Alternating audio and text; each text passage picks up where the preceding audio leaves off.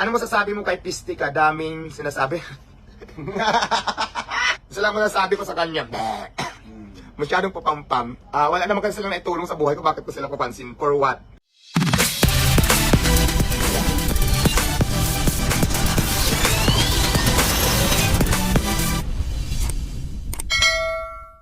Kung ka lang sa aking channel, pakipindot ang subscribe at ang notification bell para update ka sa aking mga ginagawang video.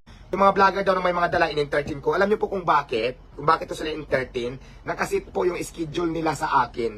May mga ilan dyan na basa na nagpapa-importante, nakakain ng halagang ₱100. Mayroon lang isa ako na ganon, parang generalize na lahat na ginaganon ko lahat ng tao. Hindi po ganon, hindi ko nila lahat ng taong ganyanin. Kaya lang talaga may mga taong makukulit, hindi dahil nagbayad ka ng ₱100, nanggaling ka sa malayong lugar, hindi ko naman sinabing pumunta ka, tapos gusto mo lahat ng gusto mo gagawin ko kahit na hindi naman tama, hindi naman pwede. So ay kung maging plastic, sabihin ko rin yung gusto kong sabihin, di ba? Tama. Ang sinasabi kasi nila, pag wala daw regalo, Hindi hindi daw ako nagpapapicture, which is hindi po yan totoo. Hindi po ako nanghihingi. Kung pwede nga lang hindi tanggapin yung mga binibigay dito, hindi ko tatanggapin, pero kabastusan naman yan. So para ma-prove ko lang sa inyo na hindi po ako nanghihingi sa inyo ng regalo kung sino man po yung pumunta dito. Ang pakiusap ko lang po sana, kung pwede, pag busy naman ako, bigyan naman ako pagkakataon na mapagtrabaho para maayos din yung negosyo ko. Ngayon, bigyan naman ako pagkakataon para mapagtrabaho. At saka hindi ko kayo inuobliga dito na pumunta na para magbigay sa akin ng regalo, di ba? Kung pwede nga lang hindi natanggapin yung ibang nagre-regalo, nakakahiya. Hindi po naman kasi yung pagkatao ko po ever since, kahit po hirap na po ako sa buhay ko noon sa ilalim pa ako ng tulay, mas pinili ko pang mga lakal ako maghanap buhay yung sarili ko sa manghingi. Kaya sana pwede ba, huwag nyo sa aking ipamukha na pag wala kang regalo, hindi ka mapagpa-picture, di ka entertainin yan. Malaki na daw ang Oo, malaki yung ulo. Yung mga vlogger daw na may mga dala in-entertain ko, alam niyo po kung bakit to sila in-entertain? Nakasit po yung schedule nila sa akin. Nakasit po yung schedule nila. So, maliwanag na sa inyo. Diba? Ibig sabihin, mga nakarang araw pa, nagpa-schedule na sila sa akin, kaya in-entertain ko sila ng maayos, diba?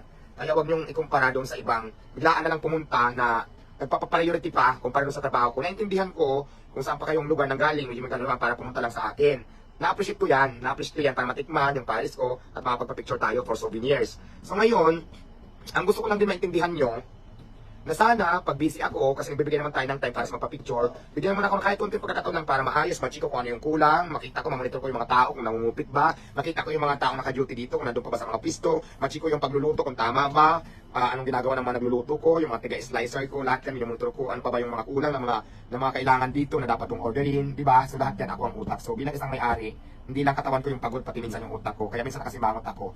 Kaya ngayon sinasabi ko sa inyo ngayon, kung hindi nyo pa rin kayang intindihin yon, eh wala na pa akong pakialam. Kasi sabi ko po sa inyo, may priority po sa akin, mas priority po sa akin yung negosyo ko. Pero nagbibigay naman po tayo ng time para sa interview, sa mga vlogging, may time po para sa nagpapapicture.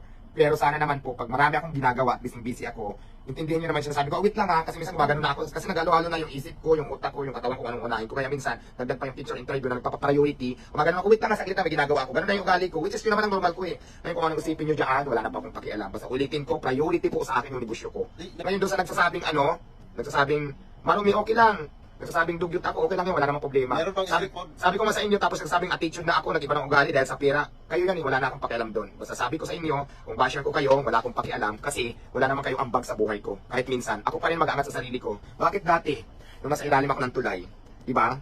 Hindi ka naman sa akin naging concern. So ako pa rin naman ang mag-aangat sa sarili ko, ako pa naman gumawa ng paraan para magkaroon ako ng negosyo. Kaya kung sino ka man, kung ano man ang intention mo sa buhay ko, wala akong pakialam sa iyo. Diba? Basta ako sinasabi ko lang, wag mo na akong gawa ng istorya, wag mo na akong i-content.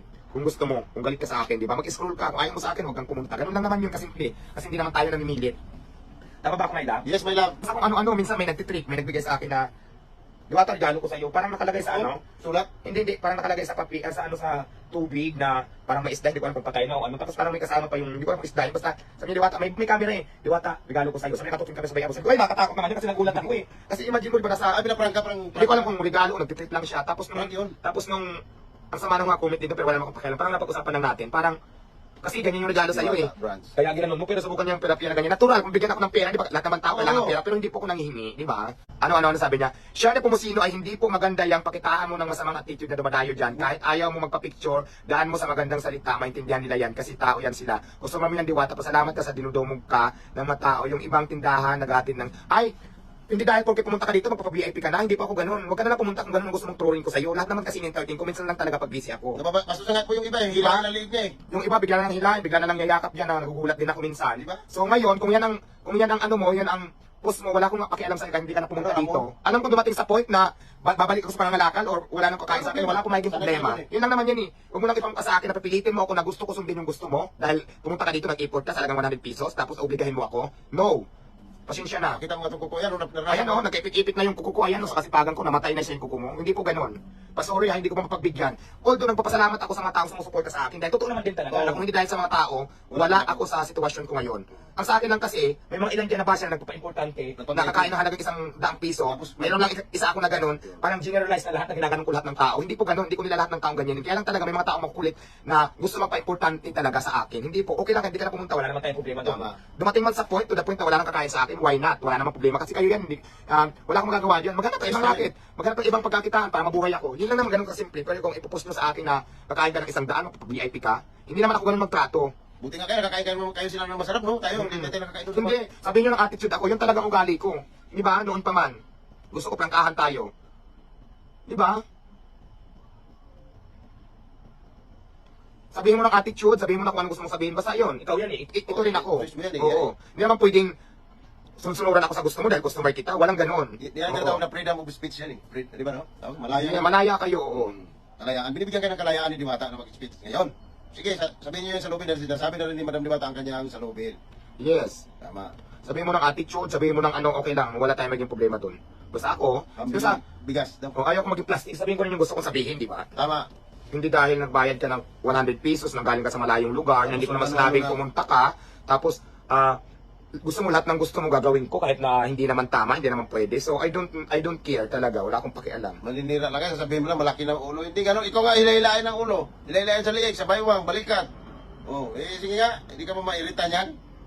Wala kasi ako noon, absent ako noon, yung hinailala siya eh. Love na love ko tayo. Pero again and again, I love you pa rin. Yung iba kasi talaga dito napupunta, naku, sa dami na nagko-content. Talagang maghanap yan sila ng konting maliko kasi yan ang maraming views eh. Marami na nga nakikisausap, hindi ko lang pinapatulan kasi isip-isip ko. Ang dami nga. Bakit ko sila papatulan? Wala naman yan itulong sa buhay ko kahit kailan. At saka, maubos lang ang oras mo doon. Oo, katiting na buhay ko, hindi naman yun Nagkaroon ka pala oo. sakit sa puso. Ano masasabi mo kay Pistika? Daming sinasabi. Sino yon? Ayaw ko na mag-comment. Hoy, acting mo ha? Ayaw ko na mag-comment. Isa lang masasabi ko sa kanya. Masyadong papampam. Wala naman kasi silang naitulong sa buhay ko. Bakit ko sila papansin? For what? Ano sabi? Ito may nagtanong, sabi ni Via Alonsa. Anong masasabi mo kay Pistika? Ay, Pistika. Ay, sino ba yun? Basta yan Alam nasabi niya na. yun, hindi po yun ano. Wala, Diyos ko. Ito lang masasabi ko sa lahat ng basher. Mamimiss daw niya kayo pag nawala. Ito lang masasabi ko sa lahat ng basher ko. Ito lang masasabi ko sa inyo. Yung business mo. Parang ginagawa ka niya na ng mga stepping stone para makabalik sa... Para pag-usapan naman siya kasi wala na eh. Laos na. Oo, laos na. Sa madaling salita. Pero sa social media naman, alam naman yung mga ganung gawain. Hindi naman natin pagkagawa yung mga tao. Wait lang, maluloko na kanino pa yan sa atin. Nice one. Sasama ako sa inyo. Di ba na may bentang mag-usap lang tayo. Ganon. Siya kami naman sila nakatigil. Diwata, siya pa kami naman nakatigil. Oy, hindi ka pa ako nakatigil. O, sige, anong gagawin ko? Oh, siya pa sa mga taga-escolitos. Escolitos Antique, shout out! Kumusta na kayo dyan? Sana natin kung sa'yo magandang sa Antique. Shout out kay Mother. Okay, kay Cookie. Koki, hello. Margera Masecto, shout out. Ano na? Gaylord Valdesa, shout out. Phoenix Flores, shout out. Manbawal family. Manbawal family, shout out. Golden Horizon, shout out sa mga friends natin. Parihas. Pero ano, kung wala ka namang diploma, mas important dito yung diploma, pero pag wala kang diploma, galingan mo sa starting. Invite mo, May 26. Ayan sa lahat po ng gustong punta sa akin sa opening. Lalo na po sa collaboration or sponsorship. Mag-open po tayo sa Quezon City Branch May 26, bandang alas 4 ng hapon yung sa opening natin. Doon po ipapakita natin ang introduce natin yung ating bagong pinaintro, Piniwata Paris. Anong address? Mas pinasarap, mas pinasosyal, mas ginandahan. Abangan nyo, marami tayong pasama. Anong address? Yung address, bawal ko pa sabihin, pero ang location natin is Quezon City. Siguro, a day before, bagong location lugar. Kasi bagong pangunahan nyo ako eh. Alam naman, di ba? Pagkatapos na, Pampitoy TV. Ano? Pampitoy TV. Pampitoy TV, shout out. Ano ba?